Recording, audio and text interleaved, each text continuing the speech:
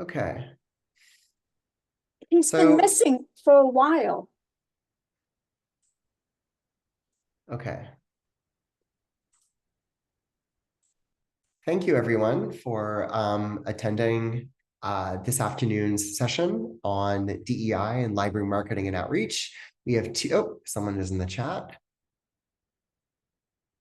Oh, okay, great. My name is Mark Aaron Polgar. I'm one of the co-chairs with Jessica Keebler of the ACRL National Library Marketing and Outreach Discussion Group. The ACRL National Library Marketing and Discussion Group started in 2014 with different groups throughout the United States. It was originally an interest group, and now it became a discussion group in the last few years. And there are different regional meetups. This is the meetup for the greater New York City. We meet about once a semester. On Zoom, we used to meet in person. And the theme for this, this afternoon's meeting is DEI in library marketing. So this is a brief, your PP screen stopped sharing. Uh-oh. It stopped? You can't see it anymore? We can see it. Oh, okay. Okay, great. Okay. So I'm going to be just presenting just a few slides looking at the literature of DEI and library marketing, just from 2019 to the present. And then we're going to just start the presentations. We've got Fatima Rad and we have Madeline Ruggiero. So, thank you all for attending. So really, this is a presentation from Jessica. So this is a selective review. So Jessica put together just some of the LIS literature in DEI and library marketing. So it is not an exhaustive or a systematic review. It's just very selective. And it's just highlighting some of the scholarship in LIS literature. And of course, this will be posted on our blog. So one of the articles that Jessica found was an equity audit for DEI data in an academic library by Ashley Lehrman, Samantha Kennedy, Miriam Navi, Marlo Bugnino, Christine Davidian, and Sharon and Rowan. I'm not going to read this, but this is just a synopsis of this article that focuses on how the authors did an equity audit to look at how they can support DEI initiatives in an academic library. One of the books that I wanted to mention was by Stephanie Espinoza Villamor and Kimberly Shotek, which is Practical Library Marketing. And what's really interesting about this book is it was written during the pandemic, and it has a whole section on DEI in library marketing. So this is definitely a great book, and I believe it was published by Libraries Unlimited. Again, I highly recommend it. I know that I bought it and I even endorsed it. So it's definitely an excellent book, highly recommended. And this particular article, which is increasing patrons' outreach and engagement through relationship marketing. So RMM is known as the relationship marketing model, which relates to really developing in-person connections. And so the author defines relationship marketing and the importance of the concepts of empathy, trust, goodwill, and commitment in this process. So again, for this, relationship marketing is all about cultivating relationships. And when they're focusing on RMM, they're focusing on multicultural competence as well as campus diversity and looking at different examples of promoting diversity, equity, and inclusion. So that's one example. And this was written by Margaret Adiogun from Andrews University. And then, of course, we found some programming ideas from College and Research Library News. And again, I have an example myself, so I just want to provide an example. So creating virtual displays can also become an opportunity to support and promote equity, diversity, and inclusion within the library and campus-wide. So that the example is Hispanic Heritage Month coming out week and Asian Pacific American Heritage Month. So that's also another example. And I wanted to just give an example where our library, I'm at the College of Staten Island. College of Staten Island is one of the campuses of CUNY, one of the campuses of the City University of New York. We partnered with the Black Student Union, and we promoted our digitized student newspapers. So our digitized historic student newspapers.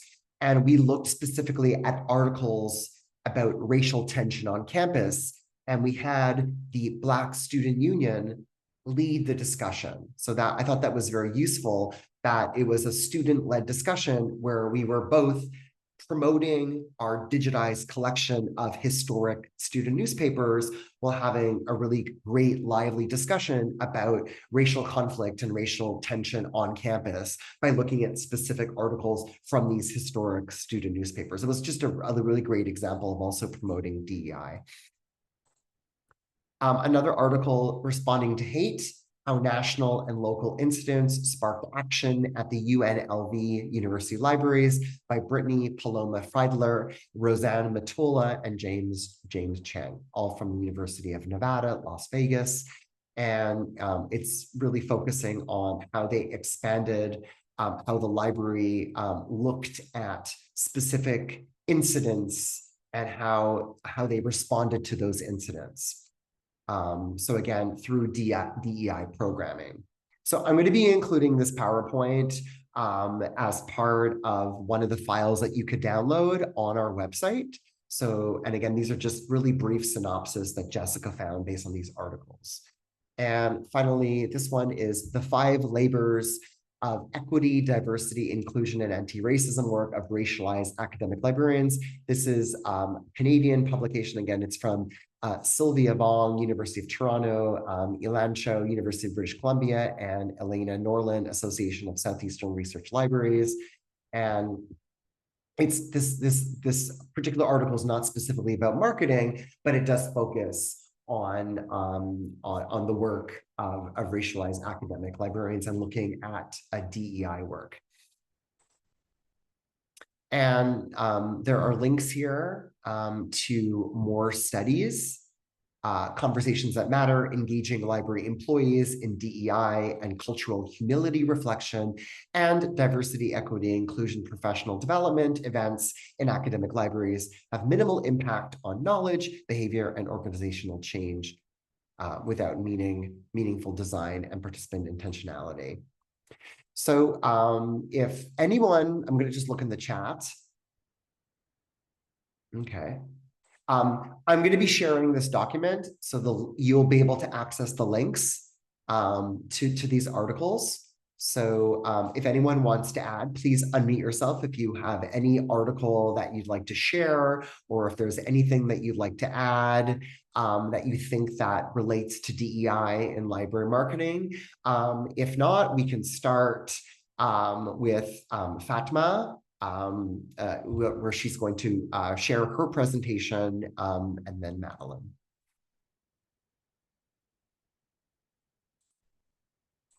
Okay, I'm just going to stop the share. Okay. Fatma, do you want to? Yeah, I can take over. Okay. Were all you were able to see the PowerPoint? Yes. Okay, great. Okay, good. Okay. I'm gonna mute myself, and please feel free to start. Okay, so and thank you. Thank you. Hi everyone. I'm gonna do the whole please give me a minute. I need to figure out how to share my screen. And hopefully we can see my screen. Perfect. All right. So welcome everyone. This is exciting. Welcome to Friday for those who started the semester. I hope you all are surviving. We started Monday, so I am struggling, but I'm excited to do this with you all. Just a quick overview. I'm going to go over how collaborating, being involved on campus can help with creating welcoming, safe spaces. I wanted to actually take a moment and thank Mark and Jessica, because my abstract definitely sounded nothing at all like what the goal was for this presentation, mostly because I don't like using the words DEI, and I'll get into my experiences with it. I like to just talk about welcoming spaces, safe spaces, but we'll get into that. So for starters, my name is Fatima Rad. My pronouns are she, her, hers. I am currently living and working on the Nissequogue Massapequa land. I have a link in there for anyone who may want to learn more about where you are, and I will be sharing my slides at the end as well and mark and distribute them. I'm the head of collection development here at Farmingdale State College. I'm also in charge of the library liaison program, the collection development committee. I also do reference, instruction. I teach some of the freshman experience classes. I oversee the student employee program here, and I manage the social media accounts for the library as well. So, I do a couple of things here and there. So before we get started, I like to just do a little temperature touch of the room. If anyone is comfortable to share in the chat. I would love to see what inclusion means to you all, or alternatively, if you want to think of a time you felt included and try to think of what that feeling felt like and hold on to that feeling. And I'll give you all a minute and we'll check in to see what everyone is seeing.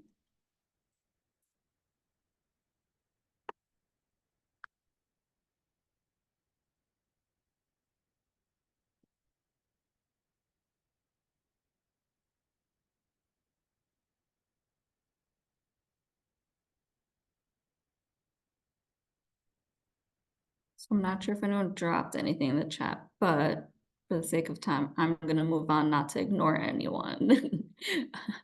So I actually did this with a few of my students, a few people I work with. And for us, the biggest thing was we want to feel valued, we want to feel seen, we want to feel like you are being welcomed home and inviting. We want it to be authentic and not the generic sense, but just, this feels real and wholesome. And just because we are in an academic setting, we want it to be a safe learning space, comfortable to ask your questions, explore, dig a little deeper, and to just truly learn from one another as well.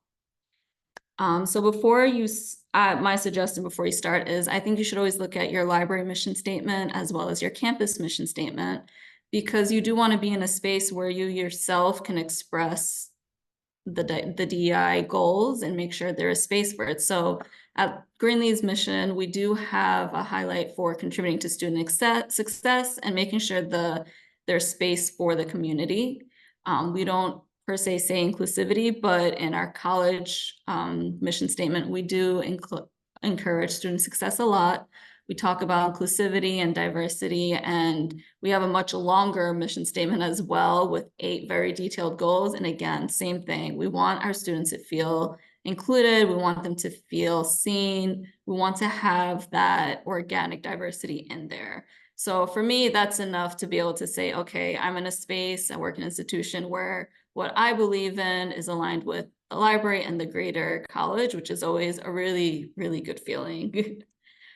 So after you do that whole entire audit, it's good to just think of what changes can you make at your institution and why do you actually want to make these changes? We went through a time period where DEI was cute and trendy and everyone wanted to do it just because. But for me, it's a lot bigger than that. I came into library and librarianship because I believe that everyone should have access to information. Everyone should have access to information that can help them, their identity, feel seen, grow, and then just explore identities that they may not even know is there, and they might tap into it. So that's my drive. And I try to do a reset for myself every semester. We do teaching philosophies. I think we should also have that check-in with ourselves as well. And it will definitely be your why for the library and for just what you do in general. So you've done all of these, and now you want to know how you can make the changes. So we always got to do a little action plan because, we're librarians. And the first one is our favorite one, budget. Is there a budget? Why or why not? Who is your target audience? Try to take a look at your campus, look at the students, look at the faculty, staff, professionals, include everyone. do you have any type of connection with these populations that you are trying to reach? If so, like, do you have working groups? Do you have student clubs? Who is your target and how can you relate to them and get to know them on a personal level so you can actually represent them? And that goes along with how do we make that not just organically, but respectively. A big thing that sometimes comes up in this work is tokenism. So get the accountability factor in there. So that way we're doing everything in a respectful way, in a curious way, and a healthy way as well.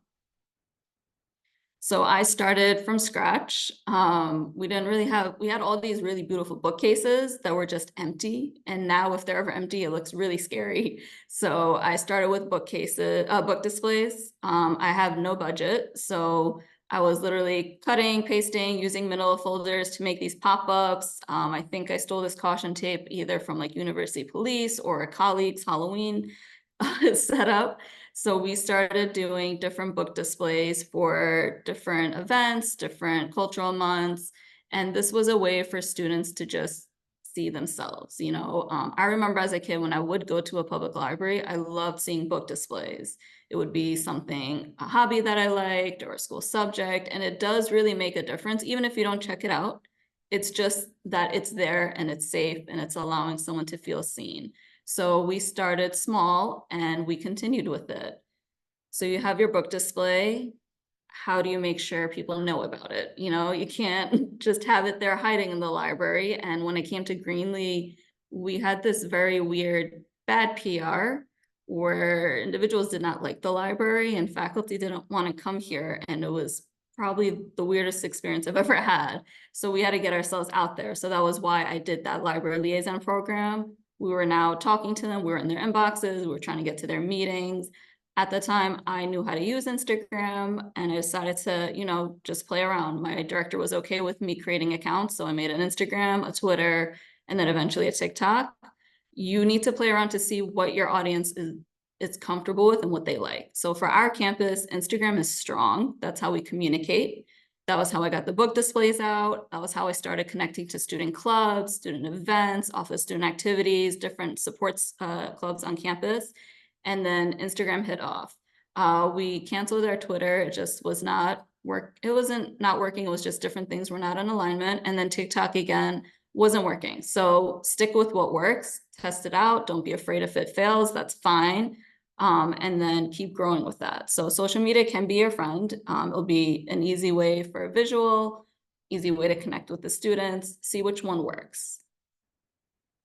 So the one that is the best is collaborating.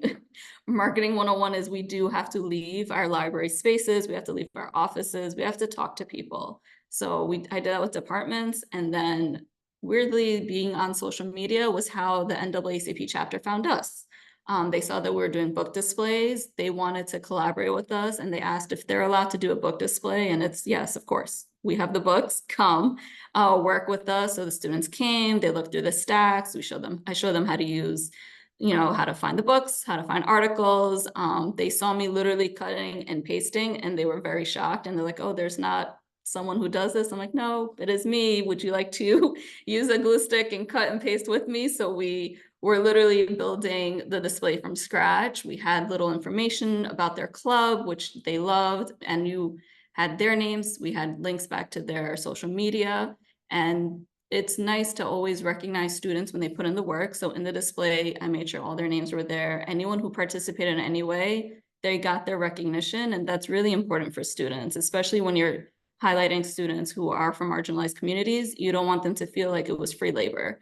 Highlight their names, let them know that you are appreciative of them working with each other. And then we also collaborated them with the documentary screening in the library. They wanted to be in the library. They had a discussion again in the library. So they got very comfortable being in the library and working with us, which is nice. We gained their trust. They wanted to stay with us. And then they started reposting. So this kind of shot us into June 2020, which hopefully is not too triggering to talk about, but it was just an overall very rough time. We had a lot of students who talked about very awful experiences they had on campus. They felt a lot of microaggressions or full-on racism, and this was around the George Floyd time. So we had a town hall and students just very much were very vulnerable sharing with what happened. Because of that, there were some takeaways. One of the takeaways was that they wanted a space for resources. They felt that there weren't resources. And instead of being defensive when we hear that there aren't resources as librarians, we should try to talk to them and be like, okay, what resources do you want? So the students were not given a physical space that they wanted from the campus. So instead, I offered them a physical book display space that is permanent to them, devoted to highlighting resources from Black authors, highlighting stories from Black authors, making sure there's titles for social justice resources and all of that. And the student I'm still in touch with today, it's been years since he's graduated, but he comes back, he checks on the display. And then this became another way that other departments marketed for us. So the president talked about it, he marketed for us, the Campus Times, again, marketing for the library, and then the student newspaper. So it's always great when other people do your marketing. From then on, I am also a faculty advisor for student government, and they wanted to have book lists, and then they were scared to ask because they were afraid that if no one checks out the books, would we be upset? And I was like, no, absolutely not. This is free. Again, I have these book lists ready. So anytime they wanted certain subjects or topics, I would run them the book list, I would send it to them, and then they would send it to their peers. Our biggest collaborative event that's been the strongest is with student activities. I want to highlight my colleague Lucas. He was the head of Greek Life and now he's the director, but he was the one who really pushed this. And he was like, hey, you do book displays, I do events. Would you be okay with bringing the book displays? Yes. So we now take our book displays to these events. My student employees are amazing. They come with me, we set it up, we put the display there. If a student ever wants a book there, I let them check it out on the spot. Like, why force them to walk across campus? You want a book, take it. That's been popular. Students like seeing it. They know our student employees. They see the faces. They see our faces. And it's really interesting for them to just be like, wow, I didn't know like a book like this would exist. I didn't think the library would care about this. So we've been doing this for a few years. We're always there Hispanic Heritage Month, Native American Heritage Month, Black History Month, Women's History Month, Coming Out Day, we're there as well. And even for Banned Book Week, the students just like knowing that the books are there. It's like their safety net. So it's really nice.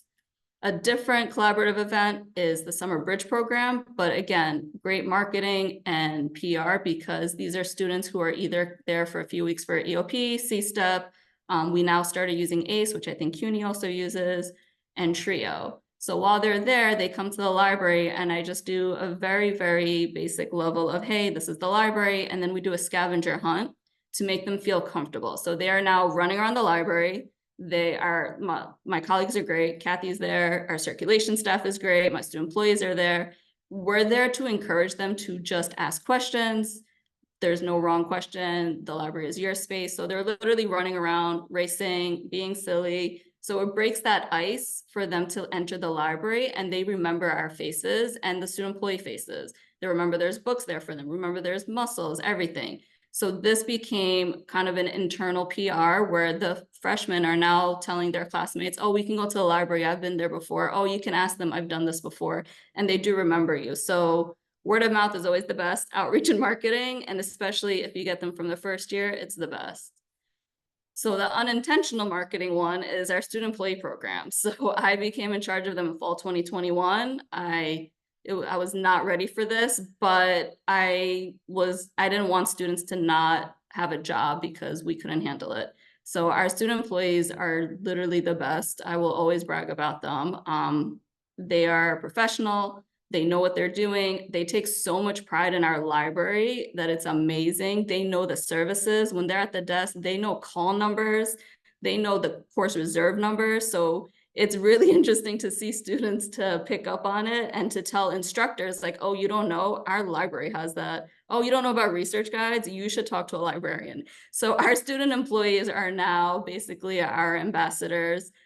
We want it to be a safe space for them to work. And because we treat them with care and respect, they feel a lot of love and a lot of professionalism for the library. In the beginning, they made it very clear that they don't like it that certain parts of the campus tokenize them. So whenever we share images, we get their consent. After a few years, they become a really strong support system, not just for library, for each other. So when our students win awards, they're there and they're like, oh, I learned this at the library. I did this project at the library. I did that. So the library has become a thing. You know, last semester we had 5 students who won grants, all for projects for the library. So they are very much doing internal marketing. So we are basically very lucky because we have library influencers. They will tell everyone about it, they will brag about it, and they hold it with a lot of pride. The other thing is that the tokenization part is brought up a lot because in the beginning, the students were very, very scared because they didn't like that other departments would be like, oh, this student did this, and they would not really support them. So in the library, they all have multiple different, like we have Greek life, we have athletes, we have engineering, we have Viscom, we have STS, we have every single major under the sun, but the students support each other in such a beautiful way that they definitely empower each other. And they also help me be aware of what we need more. So when they are doing these projects, such as translating our research guides, translating videos, showing these different resources that highlight BIPOC authors, I make sure that their name is there, and that's why the students feel more empowered. And last semester, they took that ownership back through the Instagram, and they said, you know what? The library helps us. We want this library Instagram page to also celebrate us and show who we all are, because you aren't just showing us on that Instagram page to show off a tokenized individual who's from a marginalized community. You have actually helped us get there. So they do know that there's a lot of power in their name, their major, their department, their background. And they also now step up a lot for themselves. So celebrating the students is going to be your biggest win. It shouldn't be, hey, what are we missing? It's, all right, how can we celebrate a student, empower them, give them the resources and support them, and then just let it all play out by itself.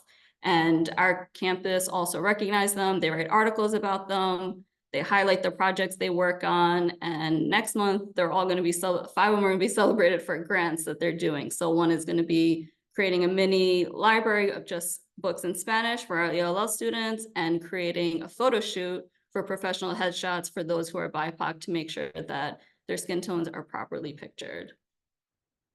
So that was a lot. I don't know if we'll stop for questions now or later, but my contact information is there. My LinkedIn is there. If you ever want more information or you want to chat offline, please contact me, and I will stop sharing. That was excellent, excellent. I learned quite a bit, and hopefully for everyone, it allows you to think about certain things and reflect on yeah, I really loved it. Thank you, thank you, thank you, thank you. Yeah, I was taking notes. Okay. I think we can either like have questions now, or we can leave questions until like both presentations are completed. I don't know if anyone has like a preference, or if we want to like leave other questions. Oh, you have a question. Okay, let's. Yeah, I would like to say, Fatima, this presentation was ideal. It covered so many respective things that we do not take into consideration, especially tokenism. One second. And the fact that you had to create a liaison program where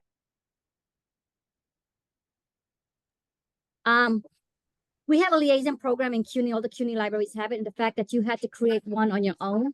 I'm so sorry, I'm working from home. Okay. It's a lot that you put through. You know, I'm gonna have to mute myself for a second. My little Shih Tzu poo is going crazy. Okay, so what I'm saying is you covered points that I don't think a lot of people have taken into consideration. And I'm gonna go back with to my library, who does a lot of outreach and whatnot, but I don't really think they put, you know how you walk the walk and talk the talk? I think there's more talking, there needs to be both, right? So you've done it all, and I am very inspired by your presentation, and I'm very inspired by what you have said, and I will be reaching out to you on my own. Thank you. Thank you. That's really kind. Yeah, email me or LinkedIn. I am pretty active. The next week I'll be a little checked out because it's the beginning of the semester, but yeah, I would love to chat. Thank you so much. Same here. Jillian Kehoe from in the chat had a question. How do you recruit your student workforce? So when I first started, I had to just post flyers everywhere. And then after the first year, I've consistently had a wait list. There's always at least like 15 people wait list. And we have this thing called a referral program. So I respect my students respect me, and they know I'm very serious when it comes to professionalism. If they vouch for someone, it means that they are putting their own job on the line. So my student employees will never vouch for someone unless they know that it's someone who is willing to actually be there and work. Other than that, it's been a lot of internal. I talked to ACE, EOP, C-STEP, TRIO, our student support groups, because those advisors work really closely with their students. And if there's a student who really needs to work, I mean, working on campus helps with retention. So if they really need a job and they need help, like, we're here to support them. We have obviously rules, stay professional, but yeah, they're always here. They always apply. I think people don't understand how much people would like to prefer on campus versus off. Like it's way more better for retention. Thank you. Thank you. Are there any more questions for Fatma? Okay. Bernice has a question. I can read it out. Did you have to get library administration approval to hire student employees? Is it internship or work study programs? So the student employee program existed before I came, and it was under someone else, and then went to someone else, and then I was it. So it was always in existence, so I didn't have to propose it. I think because there's always work study, I get federal work study students, and then I sometimes can get approval for assistants. And that's not just like a budgeting, it's a toss-up, you wait. But the thing that really does help is that there are so many projects that my student work on that like it's very visible, like they are doing the work.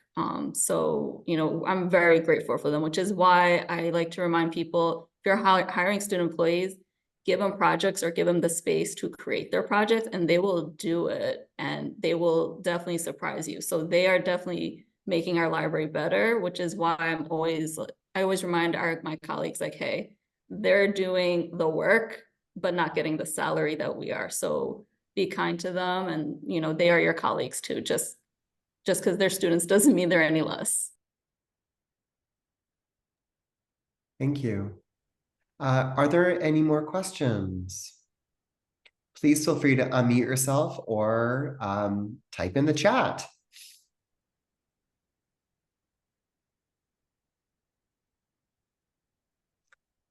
Okay. I guess we'll proceed with our next presentation. Madeline Ruggiero from Queensborough Community College, part of the CUNY system. Hi, I'm going to share my screen. Thank you, Madeline. Sure. Can you see my screen? You see it, right? Yes, Okay. yes, we can see the screen. All right, thanks. So I was asked to do a diversity audit of our graphic novels. So first of all, my name is Madeline Ruggiero. I'm the collection development librarian at Queensborough Community College. And my supervisor asked me to do a diversity audit, and I had no idea what to do. So since I started the graphic novel collection and it's increased, I decided to start small. And so I decided to focus on the graphic novel collection. And then let's see what the next slide is. And then I realized that there's a large number of students that identify as LGBTQ on campus. So I thought I would look for characters in our graphic novels that are LGBTQ, and if we have themes. So I'm going to start off by talking about the graphic novels, and then I will talk about how I want to promote these graphic novels. And you have to understand, this is not something that I've done yet. I'm in the process of doing it. And as a result of all this, I've written a grant proposal so that I can get some extra money to buy these graphic novels. So in 1964, Richard Kyler, he coined the term graphic novels, and graphic novels are a book-length story arc with sequential text and images and considered to be a format rather than a genre. And graphic novels are not synonymous with comic books. They're different. So Will Eisner popularized the term graphic novel, and he used this term to as a better way to promote his comics. So it was a euphemism for the word comic. And so when I was writing my grant proposal, I looked at statements from the ALA, and I also looked at our mission state, the college's mission statement, as well as the collection development policy and mission statement that I created.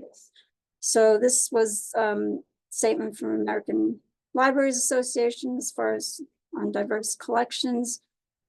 And here, diverse collections should contain content by and about a wide array of people and cultures. And diverse library collections promote diversity in academic libraries. So I also believe the collection needs to reflect the college and library mission statements and the collection development policy, which I wrote. So there was the collegiate campus climate survey, which was conducted in fall of 2021, found that the gender identity results of the survey revealed that 17% of the 1,986 students who responded identified within the category of LGBTQ+. So that warranted, that I have that they're represented, they be represented in the graphic novel section. And I also found out that we're going to have an LGBTQ resource center as well that they're starting this semester. So schools remain hostile environments for a number of LGBTQ students. I'm sure that's nothing new to anybody. And so then the surge of the graphic novel format can serve as a tool for promoting tolerance and acceptance of diverse populations. And an award-winning author stated that LGBTQ+ subject matter is exploding in young adult novels. He also said, I hear that it is really hard to find a YA graphic novel these days with a character that isn't queer. Graphic novels can be used to inspire change, alter the attitudes and perceptions of sexually prejudiced people towards LGBTQ students. They're used in academic settings. They're enjoyed by young adults for their images. They're popular in libraries, popular cultural references, and they're very accessible because the content can be read regardless of reading ability. So I expanded the graphic novel collection in 2018 when I started my job here at QCC. And the collection was dispersed throughout the library in the different subject headings. So I pulled all the books out of the different subjects and I put them in one section. And so now we have about 450 nonfiction and fiction print graphic novels. So when I went through all this and I did a subject search, I found that we only have 22 books in our collection that have LGBTQ+ themes or characters. And so this warranted this warrants that we get more books, and we don't have the budget for it. So that's when I thought, well, then I might as well write a grant proposal for this. And I've already written the proposal. I spent the whole summer doing it, researching it, and it's all done. So now I just have to hand it in by December. So over here, I've created, this is a link to my LibGuide that I created on graphic novels, which is another way to promote the graphic novels. You can do that in the classroom. So this is the graphic novel section right here. So right now it's kind of sparse. We need something more to highlight it. I just have this signage here, and these are all the graphic novels that go all the way down. And although I found in my research that although many public and school libraries have taken the effort to diversify their collections, there's a paucity of information on community college libraries doing this work with LGBTQ themes and graphic novels. So we need diverse books is not a new concept. It goes back to Nancy Larrick, educator and author in 1965, who sought to change the all-white world in children's literature. And then again, the oft-cited Rudine Sims Bishop. You often hear about mirrors and windows, how books should reflect the people that we serve. And this comes from Rudine Sims Bishop. And then there's something called We Need Diverse Books, which was started in 2014, was inspired by the lack of diversity among speakers at the 2014 BookCon, and was repopularized the need for diverse books in children's literature. The nonprofit organization promotes the use of diverse characters so all children can see themselves in the books they read. WNDB defines diversity as encompassing all diverse experiences, including LGBTQ. And so this is Rudine Sims Bishop, and she's still alive. She was a professor in Ohio. I think she's in her 80s. So there's no right way to conduct a diversity audit. So I decided to just, fill the gaps in the collection and not focus on statistics and, circulation statistics. So there's the catalog search method, there's the checklist method, or the reverse diversity audit, where you're checking lists, award-winning lists to see whether or not we have the book. And then there's the book inspection method, or annotating each title, which is a very tedious way of doing it. But in this instance, I think it's necessary. So that's what I'll be doing. And so a multidisciplinary subject such as LGBTQ plus content requires multiple methods, such as the checklist and the book content method for assessing the collection. So I'll be using two methods, the checklist and looking at each book, like a review of the book. So I hope to get enough money. That the grant is for $6,000. I hope to have 4,000 of that go to books, so for about 200 books, and then the rest will go for displays. And I'm going to also do a survey and a focus group among the LGBTQ plus community on campus, and then there'll be money for survey incentives. So I used Jenkins and Cart's framework plus intersectionality. So their framework talks about 3 steps, looking at the characters in the books and seeing if there's homosexual visibility, queer consciousness, gay assimilation. So homosexual visibility is defined as a character who has not previously been considered gay, lesbian, who comes out either voluntarily or involuntarily. And the queer consciousness, which shows LGBTQ characters in the context of community, and gay assimilation, in which the context, in which the text assumes the existence, at least in the world of the story, of a melting pot of sexual and gender identity. Stories that have characters who represent gay assimilation include tales where sexual and gender identity is normalized and the characters just happen to be gay. So these are actually 2 books that we own in the library and that I've consulted for this research. So now research shows that LGBTQ content is underrepresented in libraries. So I'm looking for content that is affirming, that discourages false images, and that influences perceptions about healthy perceptions about sexual orientation and gender expression.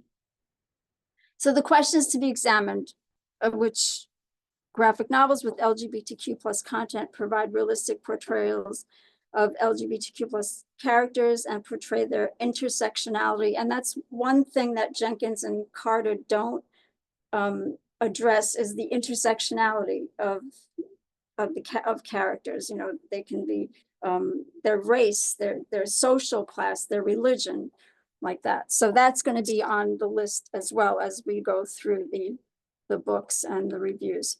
Then the second question is, what is the best way to promote these new additions to the graphic novel section? So promoting newly acquired graphic novels would include digital signage, library guides, book displays, programming, and posters. And I'll go over these. So what I mean by digital signage, we have this computer as you walk into the library, and it's constantly showing what we're offering in the library. So it's like it's running through. So this is what I mean by digital signage. And then my library guide, which you can promote in classes. And then we have the display case, which is empty right now because the DEI committee that we have is planning something for Constitution Day. So, but I would be doing something for graphic novels here, but not just graphic novels, not just LGBTQ characters, but put graphic novels in with other books as well.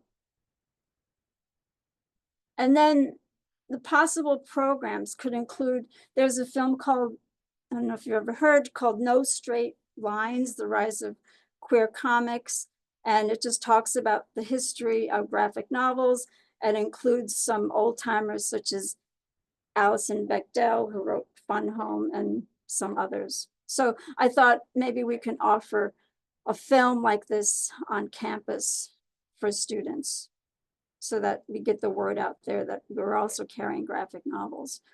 And then I went to FlameCon about 2 weeks ago because I wanted to make connections with authors and artists to try and get a panel together to come to CUNY, to come to QCC and discuss their works. So that's the reason, well, one of the reasons I went. And so these are just some pictures from there. This was a workshop. They had workshops. This was a workshop that I went to. And then these were all the different books that were in the display room. So I got some ideas on different graphic novels to purchase. And also, I'll show you, here's some more books. And also, I found this book, and the authors were there. The author of this book was there. It's recipes from her Korean mother, and she put it, or grandmother actually, and she put it in a graphic novel. And then, of course, there's cosplay, which was kind of fun. And there was a contest, and I got into the picture with the winners. And then I went to this workshop on reclaiming queer history through comics. And when I went into the exhibits hall, I spoke to some of these authors that were on that panel, and you know, they love librarians, these authors and artists. So he gave me this book for free, which was really nice. And this is a true story about Washington's gay general. So I have the book here. I mean, I got all kinds of books and comics for free and stickers. Then there was this book here, but I couldn't find the author in the exhibit hall, Liebestrasser, which I'm going to order for the library. It's about a relationship that takes place during the Nazis' takeover in Berlin, and you know, it's a gay couple. And here's the book right here. And so a poster contest. So I'm thinking of having a poster contest with students to do, this would be with one of the grants that I'm also applying for another grant, which I'll tell you about in a minute. And as part of this grant, they want you to write about some kind of event that you'll be hosting. So part of it would be a poster contest so that students could draw something and make a poster so that I could put it right here, because this needs something to highlight graphic novels. So that would be one way of promoting this and getting the students involved as well. And then faculty collaborations, I looked through the list of English faculty that are teaching English this semester to see which ones are teaching graphic novels. And I found one that's teaching Fun Home. So Alison Bechdel's book. So I'm thinking about contacting her and maybe doing something, getting some kind of program together. And I told you I applied for the PSC CUNY grant. There's also the Will Eisner graphic novel grant that I'm writing a grant for. And that grant requires that you put a program together. And that's why I went to FlameCon to try and get a group of people, of artists and authors. And I made a lot of connections who could come and talk about their work. So applying for grants is another way of promoting what you're doing. And then there's this, I found this website on, and this is a link to it, 10 library grants every librarian should apply for, and the Will Eisner grant was in there. So what the Will Eisner grant does is they give you $4,000 to buy books, and then they give you another $3,000 worth of graphic novels. And then you have to put on some kind of event. And then this is a list of all my references that were on my grant. And then these two books that were on my grant proposal. And then these two books are about comics and how they were thought to inspire juvenile delinquents. This one goes back into the 1950s. But I learned about these books from FlameCon. And that's about it. So does anybody have any questions? That was just simply fantastic. That was an excellent presentation. Are there questions for Madeline? Bernice, you have a question? Please unmute yourself. Yes, I do. Madeline, you showed all the different routes where you can do the marketing for these books, but was there any planning for like a original cataloger or metadata librarian in addressing the subject headings in these graphic novels? Okay, so let me start. So we started with 3 people. This project started with 3 people, me, the cataloger, and the head librarian. Then I said I would go ahead and write the proposal for a grant. And if we get the money, then the cataloger would come in and then he would start doing some of that, what you said. Are you gonna, okay, because we have that issue at Lehman where we have diverse books and subject headings aren't representative, and you want the students to locate it, especially if they know you have this collection. Right. So we don't have an original cataloger, so we can't do that work. Do you have one at QCC? Yeah, well, we do have a cataloger. But this project, sorry, I just want to unmute myself. All right, so this project, though, it has to do more with making sure that the students see themselves and that they're represented in the books. That's what this project has to do with. Not so much the discoverability in the catalog. It's more getting those books on the shelf that represent the students, because right now we only have 22 books, which is ridiculous out of 450. So that's what I'm focusing on. No, I understand that. Yeah, marketing is one thing, but then they just have to be able to, even though it's on the shelves, they have to be able to find one that they're looking for. Yeah. Because, like you said, they're going to be different subjects and themes besides LGBTQ. So you would want the BIPOC community to be able to locate these materials. I was just going to see if you had any idea, because we're looking for those answers as well, because we don't have an original catalog. Yeah. Well, the way that I found out that we only had 22 books was I just put in the initials LGBTQ, and then that's how I did it. And I found out we only have 22 books. And that's what I did using the catalog.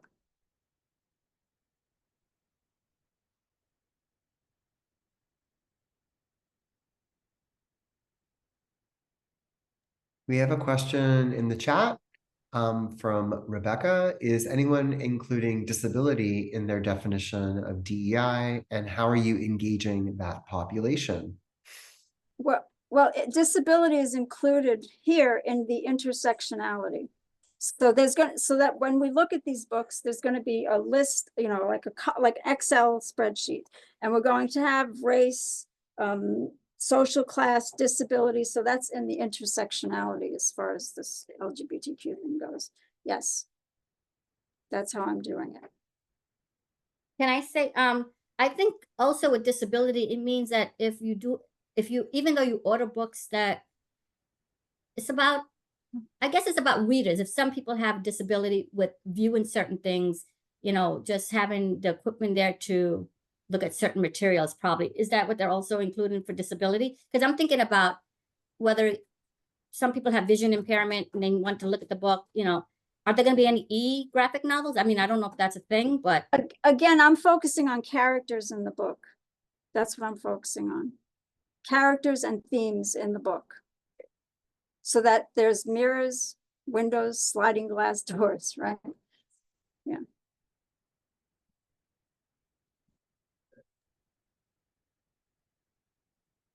But I would recommend everybody go to FlameCon. It's once a year and it was a lot of fun. Thank you. This is an excellent presentation. Excellent. I also like that you put everything together. You took all the titles and you put them together in a separate collection.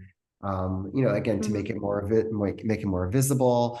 Yeah, I think I'm gonna email you after, because I think that are you considering to write an article about this, like in a publication, I hope? Yes, I am. Yes. But that's how they become discoverable, is by being all together, because otherwise they're lost. For sure. Yeah. So it's lost good that you have like a separate collection, Yeah. which is great. Okay, I'm just looking at the chat. Yes, our students love browsable collections. That's by Jillian. No, definitely. We have a K-12 text collection of children's literature for our teacher educators, the people who are in the teacher education program. So we definitely have and it's a very specific K-12 text collection. So and I just want to say something about the grant. The reason for the grant is the budget. I mean, I get so much money, but nursing books are expensive. The money goes very quickly.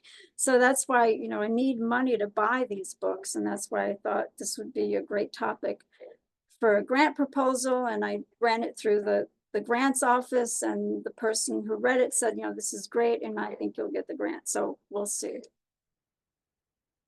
I think also having a panel is an excellent event as well. Just again, it definitely really fosters like inclusivity and definitely DEI initiatives for sure. Yeah, definitely. Exactly. And I didn't know how to get this panel together. So when I saw that FlameCon was happening, I thought, oh, I got to go to this, and then, connect with people, which is what I did.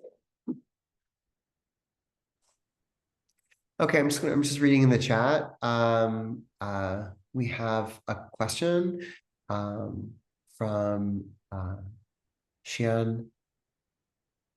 Besides student poster competitions, what are some other ways to promote the collection within the community? Well, I mean, there's the book display, there's the you can do social media, Instagram. LibGuide? Do you have my LibGuide? Yeah, I showed I have a Right, LibGuide. okay, Yeah, I right. have a LibGuide. And then going out to now there's going to be LGBTQ Resource Center. That's part of my grant, includes a survey and then a focus group, so that I'll be including the students in this, asking the students what books do they want to read, or see on the shelves, what graphic novels, and see how they use the collection. That's what the survey is about, and the focus group. And also partnering with the LGBTQ Resource Center on like future events, or That's just working together. That's definitely a great opportunity for outreach. Right. And also partnering with faculty who are using graphic novels. Mhm. Yeah. Definitely. Are there more questions for Madeline?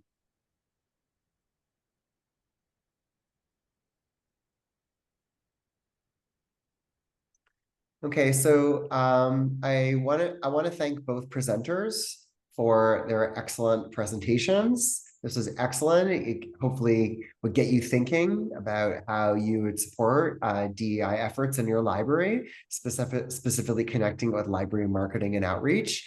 We're going to have another meeting in the fall.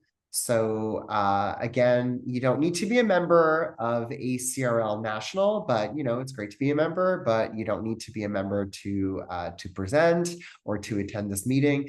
This meeting will be recorded and posted on our website, which is ACRL-LMOIG-NYC.org. And I'm going to again send the link to everyone. But again, it's ACRL LMOIG or LMDG, sorry, discussion group NYC.org. And you can also Google it. And again, this presentation is going to be recorded. So thank you all for attending. I'm just going to read some of the chats to see. Thank you. Okay, just reading. I'd like to especially thank the presenters, Fatima and Madeline, for their excellent presentations. And also thank you all for attending on a Friday afternoon.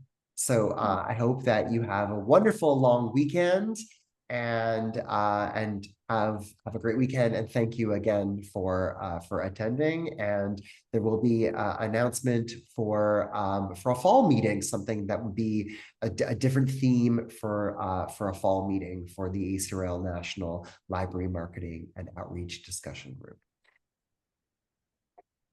Bye. Thank you. Bye, thanks.